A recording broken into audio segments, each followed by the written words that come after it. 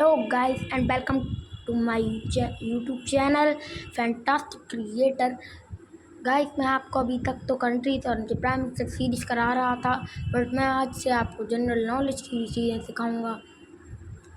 अब चलिए आज का वीडियो शुरू करते हैं, लेकिन उससे पहले मैं बता दूंगा आज से मैं आपको जनरल नॉलेज चीज़ें सिखाऊंगा और मैं कंट्रीज और प्राइम मिनिस्टर की वीडियो भी बनाऊँगा। अब चलिए हमारा वीडियो शुरू करते हैं। आज हम पढ़ेंगे कंप्यूटर। चलिए आते हैं हमारे पहले पेज पर। कंप्यूटर एक स्वचालित इलेक्ट्रॉनिक मशीन है। ये यहाँ पे नहीं, ये यहाँ पे देखते क्या हो रहा है। कंप्यूटर एक स्वचालित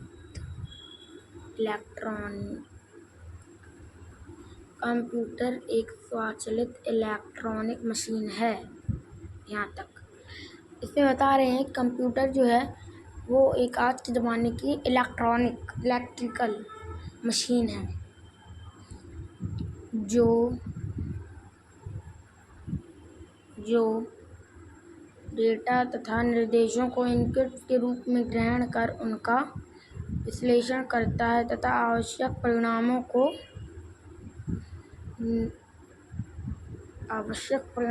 को निश्चित प्रारूप में आउटपुट के रूप में निर्गत करता है। इसमें हमको बताया गया है जो डेटा तथा निर्देशों को इनपुट के रूप में ग्रहण करता है।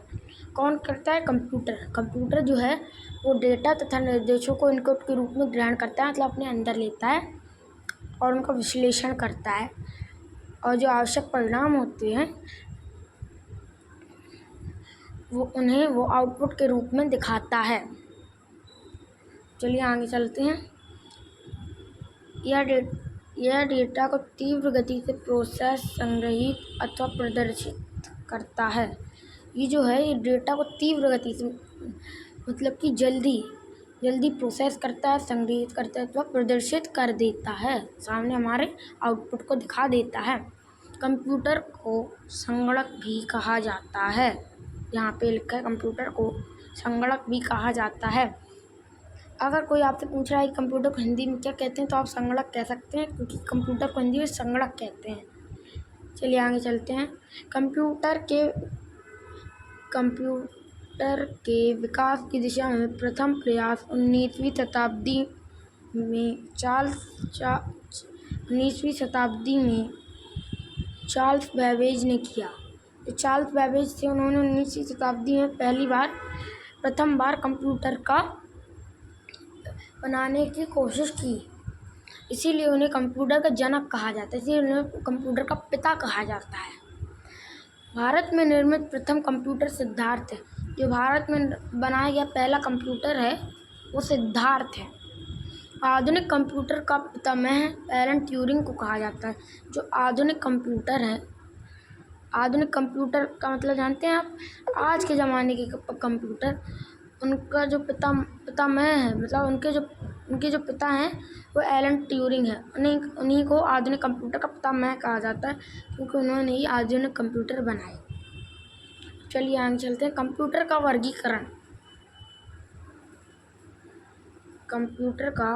वर्गीकरण। चलिए चलते हैं। कंप्यूटर को उनके आकार एवं कार्य पद्धति के आधार पर निम्न प्रकार से वर्गीकृत किया जा सकता है। कंप्यूटर जो है वो उसके आकार एवं कार्य पद्धति, उसके शेप का और उसका वर्ग के आधार पे निम्न प्रकार से वर्गीकृत किया जा सकता है, मतलब उसी प्रकार से वर्गीकृत कर सकते हैं। कार्य पद्धति के आधार पर वर्गीकरण। अभी हमने कंप्यूटर का वर्गीकरण किया, अब कार्य पद्धति के आधार पर वर्गीकरण। Analogue computer. जो एनालॉग कंप्यूटर है अब हम उसके बारे में जानेंगे। भौतिक मात्राओं जैसे दाब, तापमान, लंबाई, पारे इत्यादि को मापकर उनके परिणामों को अंकों में प्रस्तुत करने के लिए एनालॉग कंप्यूटर का उपयोग किया जाता है। उदाहरण मरकरी, स्पीडोमीटर आदि। इसमें क्या कह रहा है देखिए आप, भौतिक मात्राओं जैसे दाब, तापमान, लंबाई, पारे इत्यादि को माप कर उनके परिणामों को अंकों में प्रस्तुत करने के लिए जो ये सब चीज़ें हैं, मात्राएं हैं, ये भौतिक, इनको अंकों में प्रस्तुत करने के लिए एनालॉग कंप्यूटर का उपयोग किया जाता है। कौन से कंप्यूटर का? एनालॉग कंप्यूटर का। ये बात याद रखिएगा कि जो भौतिक मात्राओं जैसे दाब, तापमान, लंबाई, पारे इत्यादि को माप कर उनके परिणामों को अंकों में प्रस्तुत करने के लिए किसका इस्तेमाल किया जाता है? एनालॉग कंप्यूटर का। उदाहरण है जैसे मरकरी, स्पीडोमीटर आदि। डिजिटल कंप्यूटर अंकों की गणना करने के लिए डिजिटल कंप्यूटर का उपयोग किया जाता है। जो अंकों की गणना है उसे करने के लिए डिजिटल कंप्यूटर का उपयोग किया जाता है। किसका इस्तेमाल किया जाता है? डिजिटल कंप्यूटर का। ये इनपुट किए गए डाटा और प्रोग्राम्स को 0 और 1 में परिवर्तित करके इन्हें इलेक्ट्रॉनिक रूप में प्रस्तुत करता है। ये इनपुट में किए गए डाटा और प्रोग्राम्स को, जिसके अंदर हम इनपुट डालते हैं डाटा और प्रोग्राम्स, ये उनको 0 और 1 में परिवर्तित कर देता है, बदल देता है करके इन्हें इलेक्ट्रॉनिक रूप में प्रस्तुत कर देता है। प्रोग्राम्स को 0 और 1 में परिवर्तित करके इलेक्ट्रॉनिक रूप में प्रस्तुत करता है। उदाहरण डेस्कटॉप, कैलकुलेटर आदि।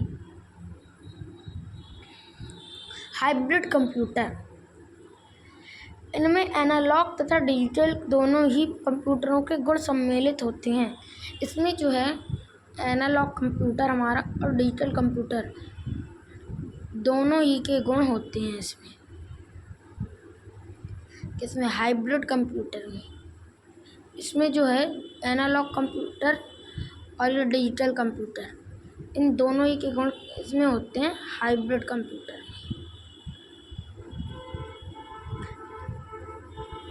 अर्थात एनालॉग तथा डिजिटल के मिश्रित रूप को हाइब्रिड कंप्यूटर कहा जाता है। जो मतलब कि डिजिटल कंप्यूटर एनालॉग कंप्यूटर के जो मिश्रित मतलब कि मिलके जो बना है उसे हाइब्रिड कंप्यूटर कहा जाता है। उदाहरण ईसीजी मशीन आदि, जैसे कि उदाहरण में है जैसे ईसीजी मशीन है और भी चीज़ें आदि। आकार के आधार पर वर्गीकरण, जिसका आकार है उसके आधार पर वर्गीकरण इसका। माइक्रो कंप्यूटर, ये कंप्यूटर इतने छोटे होते हैं कि इन्हें डेस्क पर सरलतापूर्वक रखा जा सकता है। इन्हें कंप्यूटर ऑन ए चिप भी कहा जाता है। ये कंप्यूटर जो होते हैं माइक्रो कंप्यूटर, ये इतने छोटे होते हैं कि सरलतापूर्वक मतलब कि आसानी से हम एक डेस्क पर भी रख सकते हैं। जो डेस्क होती है हम लोगों के यहाँ मेज, उस पर भी हम इसे रख सकते हैं।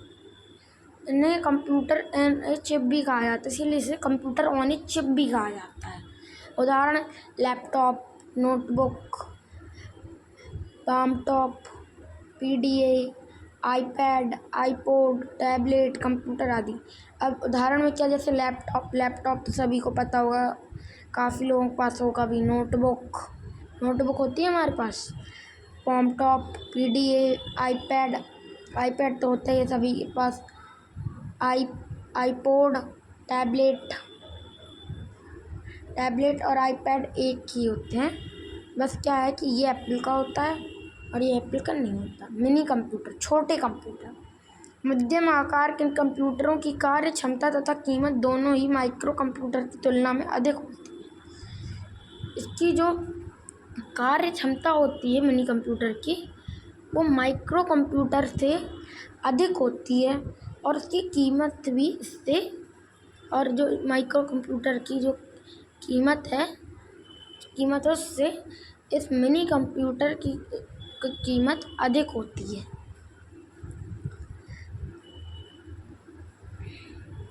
इस प्रकार के कंप्यूटरों पर एक या एक से अधिक व्यक्ति एक समय में एक से अधिक कार्य कर सकते हैं। उदाहरण में जैसे कि ये जो कंप्यूटर होते हैं इन पे एक बार में एक से ज़्यादा भी लोग एक से ज़्यादा काम कर सकते हैं।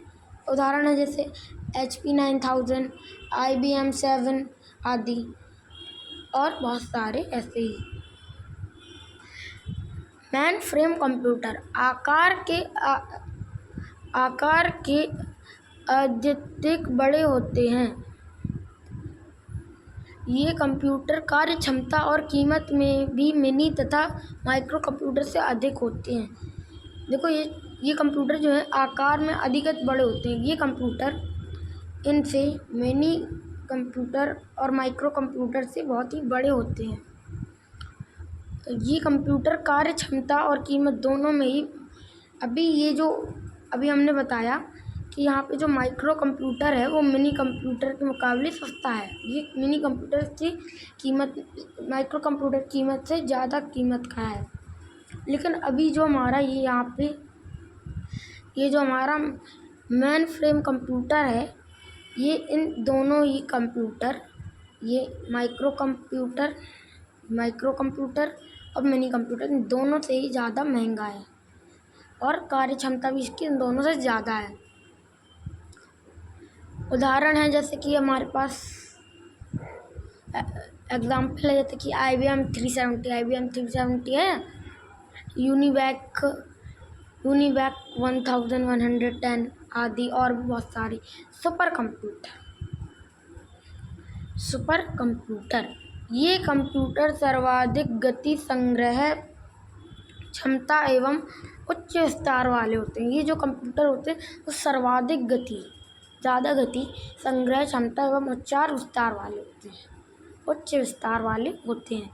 इनका आकार एक सामान्य कमरे के बराबर होता है।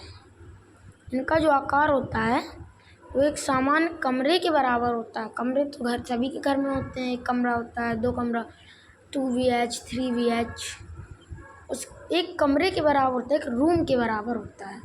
विश्व का प्रथम सुपर कंप्यूटर के रिसर्च कंपनी द्वारा वर्ष 1976 में विकसित क्रे-1 था। विश्व का जो प्रथम सुपर कंप्यूटर था वो क्रे रिसर्च कंपनी ने बनाया था। क्रे रिसर्च कंपनी द्वारा वर्ष 1976 में विकसित बनाया गया था उसे क्रे-1 जिसका नाम था।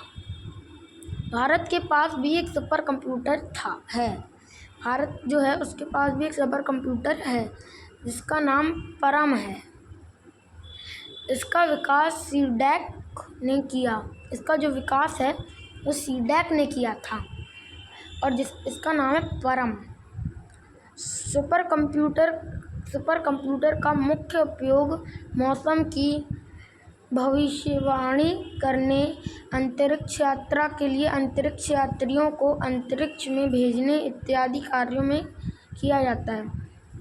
जो सुपर कंप्यूटर है उसका मुख्य उपयोग, जो मेन काम है उसका, वो है मौसम की भविष्यवाणी। जो कि हम लोग वेदर देखते हैं अपने मोबाइल्स में, उसे कहते हैं मौसम की भविष्यवाणी।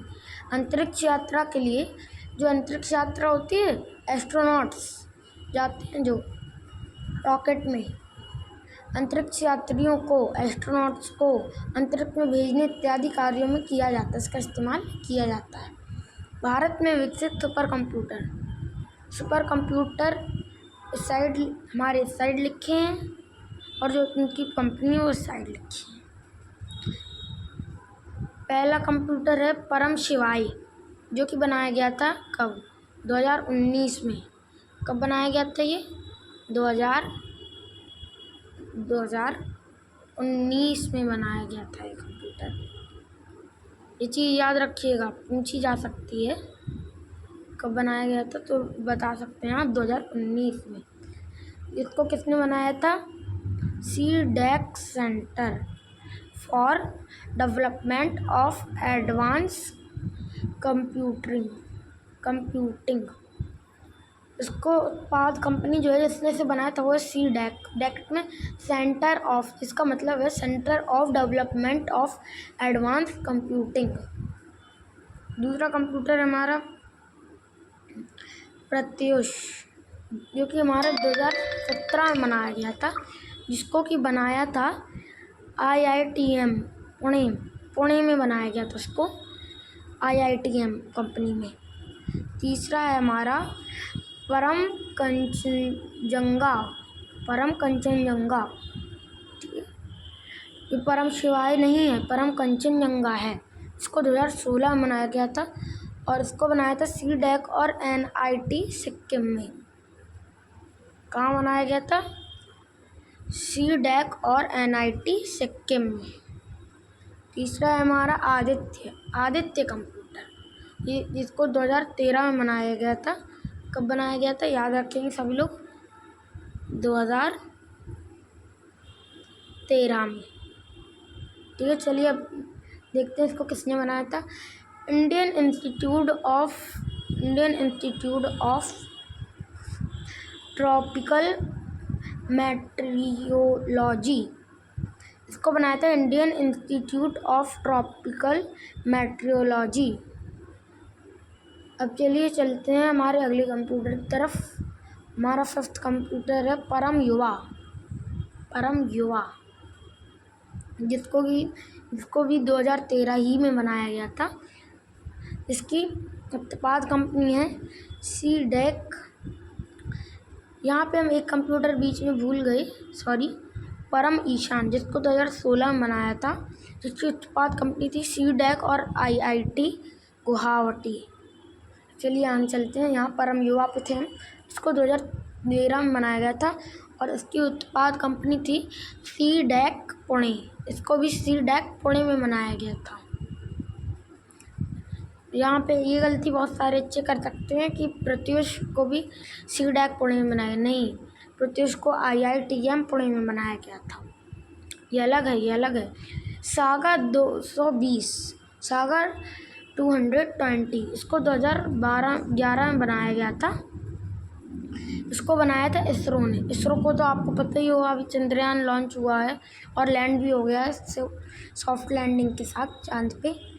हाँ, इसरो तो सब कुछ पता ही होगा, इसीलिए इसको इसरो ही ने बनाया था 2011 में। सागा 220 इसरो ने बनाया था इसे। चलिए अगले कंप्यूटर की तरफ चलते हैं। अनुपम अध्या, इसको बनाया गया था 2010 से 11 के बीच में बनाया गया था। इसको बनाया था BARC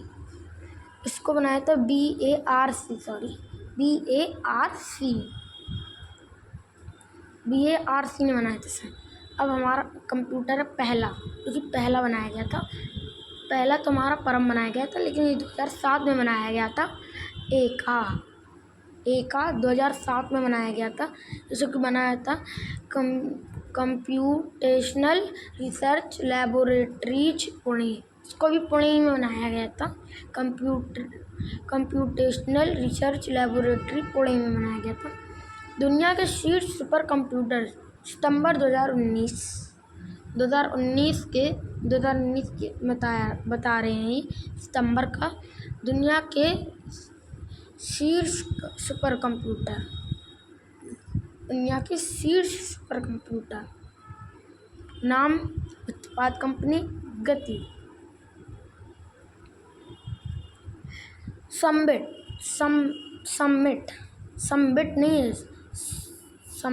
समिट, इसको भी बनाया था IBM ने।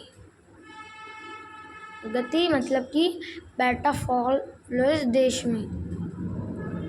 इसको किसने बनाया था? अमेरिका 148.6 में बनाया था। दूसरा कंप्यूटर है शीरा, इसको हम हिंदी में शीरा भी बोल सकते हैं, लेकिन इसको इंग्लिश में शीरा बोलेंगे। इसको भी IBM ही ने बनाया था और 94.6 अमेरिका ने। सनवे तायोलाइट, इसको बनाया था national centre for engineering research and parallel computing technology. इसको बनाया था 93 चीन ने। अगला कंप्यूटर हमारा TNA 2A, इसको बनाया था national university of defence technology. जो कि है 61.4 चीन। इसमें हमारे इंडिया के एक भी कंप्यूटर नहीं है। और ये लास्ट है फ्रंटेरिया डेल, इसको बनाया था डेल ने। डेल के तो आजकल कंप्यूटर लोग बहुत सारे चलाते हैं, लेकिन ये वो डेल नहीं है। इसको बनाया था 23.5 अमेरिका ने। गाइस अभी हमारा वीडियो एंड नहीं हुआ है। अभी हम इसके नेक्स्ट पेज पर चलते हैं। ये इसका नेक्स्ट पेज। चलिए यहाँ आते हैं, पढ़ते हैं अब। सामान्य कंप्यूटर, सामान्य ज्ञान कंप्यूटर।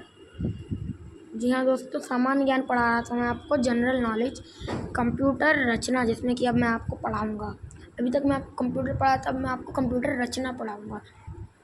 कंप्यूटर एक सिस्टम है जो विभिन्न इकाइयों को समूह से मिलकर बना है। इन इकाइयों को हार्डवेयर व सॉफ्टवेयर कहा जाता है। कंप्यूटर एक सिस्टम है। सिस्टम तो आपने सुना ही होगा, कंप्यूटर के अंदर होता है। ये कंप्यूटर एक वही सिस्टम है जो विभिन्न इकाइयों, अलग अलग इकाइयों के समूह से को मिला के बना है। इन इकाइयों को हार्डवेयर व सॉफ्टवेयर कहा है। ये जो इकाइयाँ हैं इन्हें हार्डवेयर और सॉफ्टवेयर, अब जो कंप्यूटर चलाते हैं उन्हें हार्डवेयर और सॉफ्टवेयर तो पता ही है। अब चलिए फिर भी हम हार्डवेयर पढ़ाते हैं। कंप्यूटर और उससे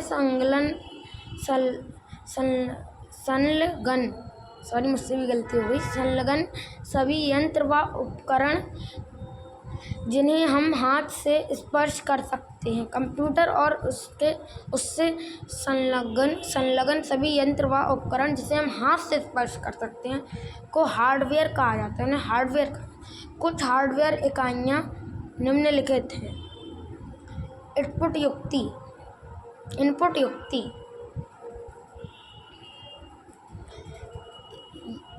ये वे हार्डवेयर होते हैं जो डेटा को बाइनरी कोड में बदलकर कंप्यूटर अर्थात सीपीयू में भेज देते हैं। ये वो हार्डवेयर होते हैं, इनपुट युक्ति ये वो हार्डवेयर होते हैं जो डेटा को बाइनरी कोड में बदलकर कंप्यूटर अर्थात सीपीयू तो पता ही होगा कंप्यूटर का, उसमें भेज देते हैं। कुछ इनपुट युक्तियाँ निम्नलिखित हैं। मैंने आपको बताया था कि हम डेटा को, यहाँ पे हमने पहले पेज में आपको बताया था, डेटा को इनपुट के रूप में कंप्यूटर को देते हैं, फिर वो उसे प्रोसेस करके फिर उसको विश्लेषण करके आउटपुट हमें दिखाता है। अब जो कुछ युक्तियाँ हैं, इनपुट युक्तियाँ, वो निम्नलिखित हैं, उन्हें हम पढ़ते हैं। पहला है कीबोर्ड। इसका उपयोग कंप्यूटर को अक्षर और अंकीय रूप में डेटा और सूचना देने के लिए करते हैं। इसका जो इस्तेमाल है, कीबोर्ड सबको पता ही होगा जो कंप्यूटर चलाते हैं। इसका प्रयोग कंप्यूटर को अक्षर इंग्लिश वर्ड, अल्फ़ाबेट के सारे वर्ड्स होते हैं इसमें और नंबर्स भी होते हैं, अक्षर और अंकीय रूप में जैसे मैंने आपको बताया नंबर भी होते हैं, डेटा और सूचना देने के लिए करते हैं। इसी से हम टाइप करते हैं और कंप्यूटर को इनपुट देते हैं। माउस, इसका प्रयोग कर्सर या पॉइंटर को एक स्थान से दूसरे स्थान पर ले जाने के लिए करते हैं। इसका जो प्रयोग है वो कर्सर या फिर पॉइंटर को एक स्थान से दूसरे स्थान ले जाने के लिए करते हैं। चलिए अब जानते हैं कि ये जो कर्सर और या पॉइंटर बता रहा है ये क्या है। तो गाइस पॉइंटर जो है वो कंप्यूटर में एक एरो बना होता है, पॉइंटर जिसे हम एरो तो नहीं कह सकते, लेकिन एक पॉइंटर होता है जिसको हम वहाँ ड्रैग कर सकते हैं माउस की मदद से। इसके अतिरिक्त माउस का प्रयोग कंप्यूटर में ग्राफिक्स की सहायता से कंप्यूटर को निर्देश देने के लिए करते हैं। इसके अतिरिक्त माउस का जो प्रयोग है उसे हम कंप्यूटर में ग्राफिक्स की मदद से कंप्यूटर को निर्देश देने के लिए करते हैं। चलिए आगे चलते हैं। अगला हमारा इनपुट युक्ति है ट्रैक बॉल। ट्रैक बॉल तो सभी को पता होगा, इसको माउस की तरह प्रयोग किया जाता है। बहुत सारे लोगों को नहीं पता है ट्रैक बॉल, लेकिन इसका मैं बताता हूँ। उसका माउस की तरह प्रयोग किया जाता है। इसमें एक बॉल ऊपरी सतह पर होती है। इसमें एक बॉल जो है वो ऊपरी सतह पे होती है। मैंने आपको पहले बताया था, ये इनको हम हाथ से स्पर्श कर सकते हैं। तो जो कीबोर्ड है, माउस है, ट्रैक बॉल है, इसको हम, ये हमारे जो कंप्यूटर के सामने रखे होते हैं, फिर हम उन्हें हाथ से स्पर्श करके इनका इस्तेमाल करते हैं। हाथ से छू के नहीं इस्तेमाल करते हैं इनका, ठीक है। जो ट्रैक बॉल है वो, इसका प्रयोग कर्सर के मूवमेंट, जो कर्सर होता है उसके मूवमेंट के कंट्रोल करने के लिए किया जाता है। इसमें एक बॉल ऊपरी सतह पे होती है, जिसमें जो कंप्यूटर सामने जो ट्रैक बॉल रखी होती है, इसमें एक बॉल ऊपरी सतह पे होती है, ऊपरी सतह पर होती है। इसका प्रयोग कर्सर के मूवमेंट को कंट्रोल करने के लिए किया जाता है। अगला है जॉयस्टिक। जॉयस्टिक तो गेम भी खेलने के लिए होता है कंप्यूटर में। चलिए देखते हैं। यह एक प्रकार का पॉइंटिंग युक्ति होती है जो सभी दिशाओं में मूव करती है और कर्सर के मूवमेंट को कंट्रोल करती है। यह एक प्रकार की पॉइंटर युक्ति होती है। पॉइंटर युक्ति जो सभी दिशाओं में मूव करती है, सभी दिशाओं में मूव करती है, मतलब कि घूमती है, हमारा ड्रैग हो सकती है, और कर्सर के मूवमेंट को कंट्रोल करती है, और जो कर्सर है उसके मूवमेंट को कंट्रोल करती है। टच स्क्रीन, टच स्क्रीन ही तो लिखा है यहाँ पे, हाँ, टच स्क्रीन। यह एक प्रकार की इनपुट युक्ति है जो उपयोगकर्ता से तब इनपुट लेता है जब उपयोगकर्ता अपनी उंगलियों को कंप्यूटर स्क्रीन पर रखता है। टच स्क्रीन, यह एक प्रकार का इनपुट युक्ति है जो उपयोगकर्ता से तब इनपुट लेती है, जो उपयोगकर्ता, मतलब कि जो उपयोगकर्ता, जैसे कि आप अगर कंप्यूटर का इस्तेमाल कर रहे हैं तो उस टाइम आप उसके उपयोग करता हैं। ये आपसे तब इनपुट लेती है जब आप अपनी उंगलियों को कंप्यूटर की स्क्रीन पर रखते हैं। स्कैनर, ये स्कैनर यहाँ पढ़ेंगे। यह एक ऑप्टिकल इनपुट डिवाइस है। यह जो एक ऑप्टिकल इनपुट डिवाइस है जो कि इमेज को इलेक्ट्रॉनिक रूप में बदलने के लिए प्रकाश को इनपुट की तरह प्रयोग करता है और फिर चित्र को डिजिटल रूप में बदलने के बाद कंप्यूटर में भेजता है। यह एक ऑप्टिकल इनपुट डिवाइस है। यह ऑप्टिकल इनपुट डिवाइस है जो इमेज को इलेक्ट्रॉनिक रूप में बदलने के लिए प्रकाश को इनपुट की तरह प्रयोग करता है, जो कि इमेज को इलेक्ट्रॉनिक रूप में बदलने के लिए प्रकाश को इनपुट की तरह प्रयोग करता है और फिर चित्र डिजिटल रूप में बदलने के बाद कंप्यूटर में भेजता है। स्कैनर तो आप सभी को पता होगा, printing machine. CPU, central processing unit. CPU का मतलब होता है सेंट्रल प्रोसेसिंग यूनिट। यह कंप्यूटर के सभी कार्यों को एकत्रित तथा संयोजित करके संपूर्ण प्रणाली को नियंत्रित करता है। यह कंप्यूटर के सभी कार्यों को ये कंप्यूटर में जितने भी कार्य होते हैं, काम होते हैं, उन सभी को इकट्ठा करके संयोजित करके संपूर्ण प्रणाली को नियंत्रित करता है। संपूर्ण प्रणाली बनती है, उसको नियंत्रित करता है। CPU को कंप्यूटर का मस्तिष्क भी कहा जाता है। जो CPU है उसे कंप्यूटर का मस्तिष्क भी कहा जाता है, मतलब कि कंप्यूटर का दिमाग, क्योंकि यह कंप्यूटर के संपूर्ण ऑपरेशन के नियंत्रित करता है। क्योंकि यही कंप्यूटर की संपूर्ण ऑपरेशन है, उसे नियंत्रित करता है। CPU के मुख्यतः दो भागों में बांटा जाता है। अरिथमेटिक लॉजिक यूनिट ALU, यह कंप्यूटर को दिए गए डाटा तथा निर्देशों पर अंकगणितीय जोड़, घटाव, गुणा, भाग इत्यादि तथा तार्किक क्रियाओं को क्रियान्वित करता है। कंट्रोल यूनिट, ये कंप्यूटर को दिए गए डेटा तथा निर्देशों को नियंत्रित करता है। ये जो कंप्यूटर को दिए गए डेटा तथा निर्देशों में नियंत्रित करता है। थैंक यू गाइस, आज का वीडियो यहीं ख़त्म होता है। आगे का मैं आपको कल पढ़ाऊँगा। एंड मेरे वीडियो को प्लीज़ लाइक कर लीजिए और मेरी चैनल सब्सक्राइब कर लीजिए अगर आप नए हो मेरे चैनल पे। एंड गुड नाइट सभी को। बाय। कल मैं आपको इसका पार्ट 2 डाल दूँगा। तब तक के लिए बाय।